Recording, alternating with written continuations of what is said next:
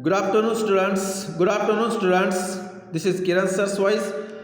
We are dealing the poem Last Lesson of the Afternoon. And in this poem, the D.H. Lawrence, poet, explaining the feelings of the teacher toward the students. In previous videos, we discussed about two stanzas of this poem, and in these two stanzas, the teacher is feeling very bad toward the students. Now we will discuss about the next stanza. Now in this stanzas, teacher discuss about the depression, and starting stanzas, the poet means that teacher explaining comparing the students to the animals. So now we are discussing the third stanza. So shall I take my last dear fuel of life to heap on my soul, and kindle my will to a flame that shall consume. So in these lines, the teacher express the depress about that. So shall I take, क्या मुझे ये करना चाहिए? My last dear fuel of life is hope on my soul. अगर मैं इनके साथ deal करता हूँ तो मेरे जीवन की जो बत्ती है वो बत्ती गुल जाएगी, उड़ जाएगी, और ये मेरा सोल भी यहाँ से जंप कर जाएगा, निकल जाएगा, अगर मैं उन बच्चों के साथ डील करता हूँ तो. And kindle my will to flame that shall consume their dross of indifference. Dross means worthless thing, जहाँ पर बिना काम की चीज़ें. इंडिफरेंस, उन्होंने जो डिफरेंस तरीके से काम किया है वो करते हुए मेरी आत्मा तो यहाँ से निकल ही जाएगी. So that's why this is the feelings of teacher. And take the toll of their insult in punishment. So toll means this is the one type of duty. We can say that take the toll of their insult in punishment. इन बच्चों को इन्होंने जो इतना सारा गंदा work करके दिया है, their draws of indifference, जो उन्होंने, मैं उनको आत्मा के अंदर घुसकर भी पढ़ाता हूँ तो this are the all wasting, going to waste. इतना सारा वेस्ट होते जा रहा है. देयर ड्रॉस ऑफ इंडिफरेंट, क्योंकि उनको जितने भी चीज़ें दी जाए वो बहुत प्रॉपर है पर वो बच्चे ले नहीं पा रहे हैं. So that's why this is the teacher feeling. Take the toll, and this is the duty of their insult in punishment. अगर उनको पनिशमेंट भी किया जाए तो ये एक तरह की इंसल्ट भी होगी, because government announce the every child have to come in the school. So that's why the students no desire to learn, and in between that teacher is becoming a very tiredness with the students. I will not, मैं उनके साथ ये सारे works नहीं कर सकता हूँ. Okay, I will not waste my soul and my strength for this. और इन तरह के बच्चों के लिए मैं मेरा स्ट्रेंथ, मैं मेरा सामर्थ्य, मेंटेलिटी और मेरा आत्मा इनके साथ वेस्ट नहीं कर सकता हूँ. So in this stanza the teacher explains about the depress regarding the students. उनको पनिशमेंट देना ये सारा वेस्ट काम है, उनको नहीं पढ़ाए तो अच्छा है, ऐसा फीलिंग्स टीचर्स के मन में आ जाता है. आई विल नॉट, मैं सारी रिस्पॉन्सिबिलिटी उन बच्चों की नहीं ले सकता हूँ, और इनके लिए मेरा जो स्ट्रेंथ है, मेरा जो साउल है, ये सारा वेस्ट जा रहा है. साउल मीन्स आत्मा की तड़पड़ से होकर पढ़ाना, ये सारा काम वेस्ट होते जा रहा है. So that's why the teacher having in a depress way. What do I care for all that they do amiss? What do I care for all that they do amiss? अगर वो wrong तरीके से करते हैं, amiss mean in wrong way, अगर वो wrong तरीके से करते हैं व्हाट डू आई केयर, तो केयर किसको है, करने दो। This is the feeling of teacher. What is the point of this teaching of mind, मैंने जो सारा इतना ट्रेस करके प्रेस करके स्टडी करके जो पढ़ाया है, what is the point of this teaching of mind, ये मेरा अगर मैं इनको पढ़ाता भी हूँ तो इसमें कोई पॉइंट वाली बात नहीं है, क्योंकि जो वर्क्स बताते हैं वो वर्क वो करते नहीं है, इन प्रॉपर वे में होता है। तो हु केयर फॉर देम, तो उनकी केयर कौन करेगा।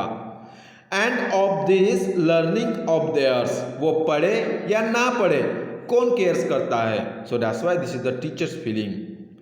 It all goes down the same abyss, अगर जितना भी पढ़ा, एबिस मीन्स बॉटमलेस पिच, अगर इन बच्चों को इतना भी सारा पढ़ाते जाए पर उनके दिमाग में कुछ भी नहीं घुसता है तो it's all goes down the same एबिस, ये सारा पढ़ना और पढ़ाना वो एक खड्डे में चला जाएगा जिसको अंत भी नहीं है। So that's why this is the very depression of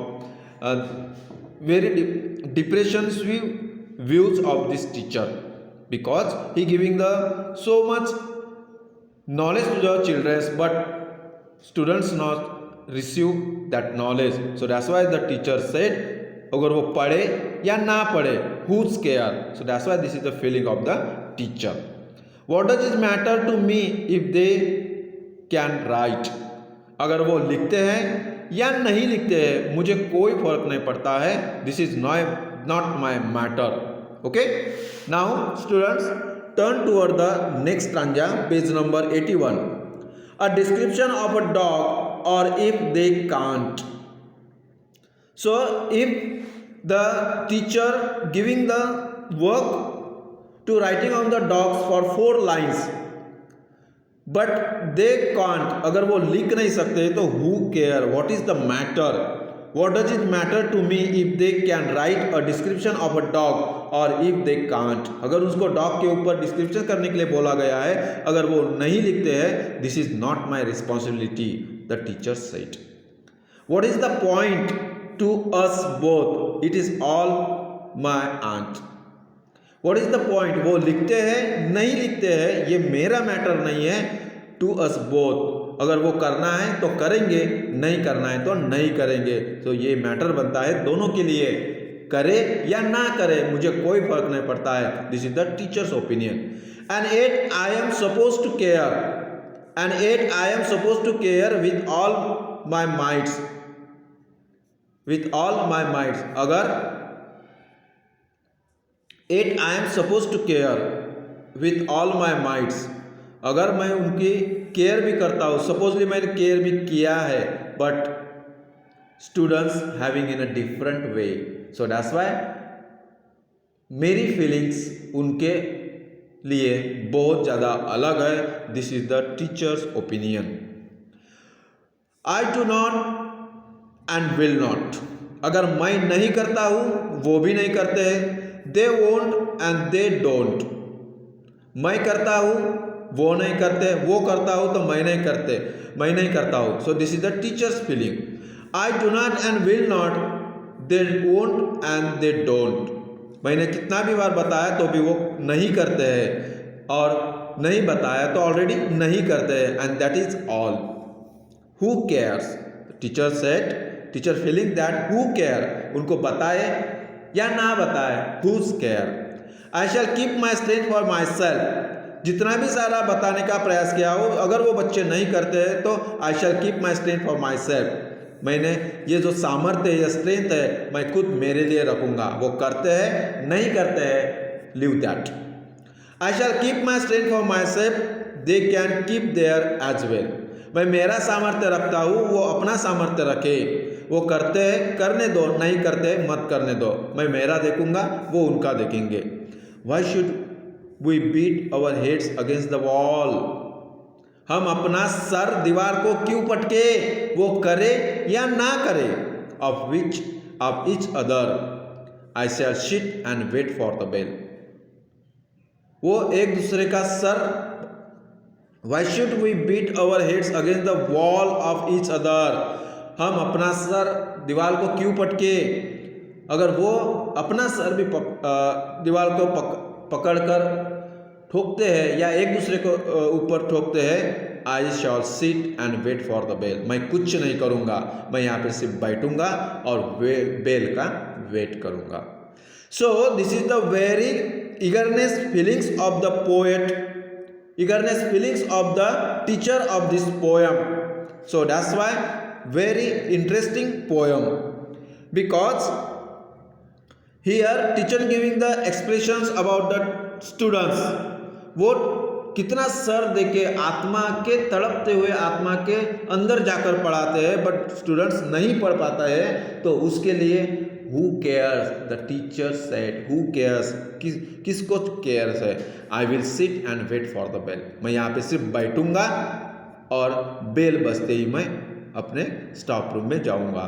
so that's why this is the explanation of the poem. I hope that you understand the poem properly. Okay students, thank you, have a nice day.